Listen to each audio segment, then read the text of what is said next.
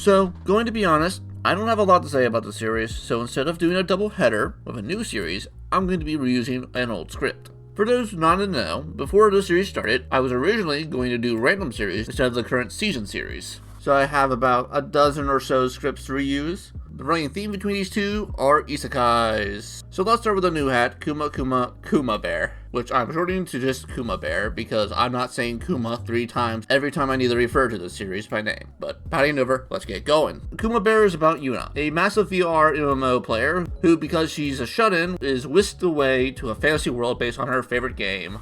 Stuck with her one-of-a-kind cosmetic she received before she got isekai'd, a cosmetic bear onesie with bear gloves which essentially make her a god, at the cost of looking like a fool because, you know, battle onesies doesn't scream a normal adventurer. But she must wear them as she got reset to level 1, meaning that she needs these so she doesn't die, because if you die in the game, you die in real life.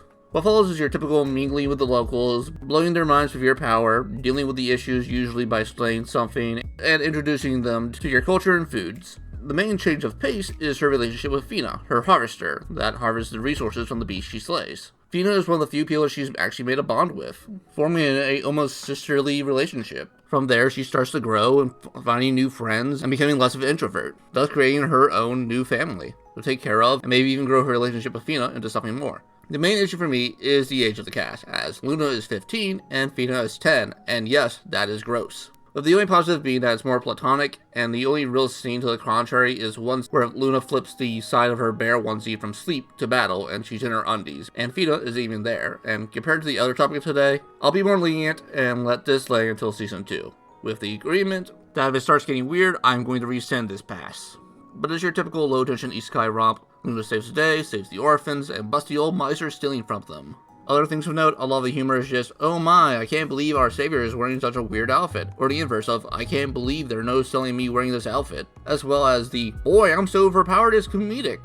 But if it can help bring a smile to your face, especially during these trying times of early 2021, then hey, here you go. It's fine, it's inoffensive, but with little impact. But now, come one, come all, to gather around this barrel and shoot this giant turd of a fish. Another World of My Smartphone is bad, taking both the worst parts of the OP isekai genre and combining it with the worst parts of the harem genre that was old hat even by 2017.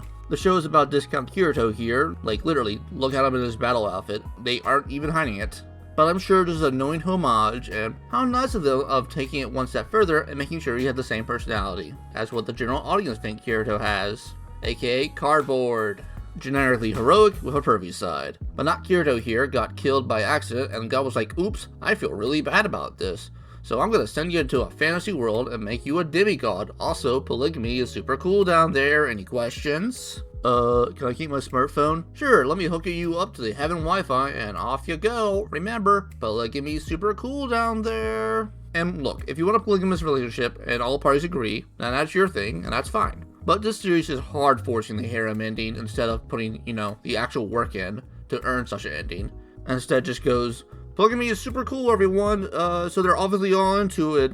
But let's check on those who enter the Discount Kirito standee harem. We got 2 sister adventurers that helped him get set up. We got a samurai lady, a young princess. Ooh, 15 and 12, that's cutting it close. But don't worry, it gets worse. In the source novel, he has 9 wives, including a fairy that dresses like a gothic lolly, who does appear in the series, and a actual 10-year-old princess! Once again, ooh! But unlike Kuma Bear, the series is ready to get more fan service. There's the House of Slime, the beach episode, and spying through a wall while one of the girls changes clothes. All of them are shameless fan service, and given the age of the characters, I really can't stand this. Plus, none of the characters stand out for me. They all fail at tropes. And hey, that's at least more character than Discount Kirito.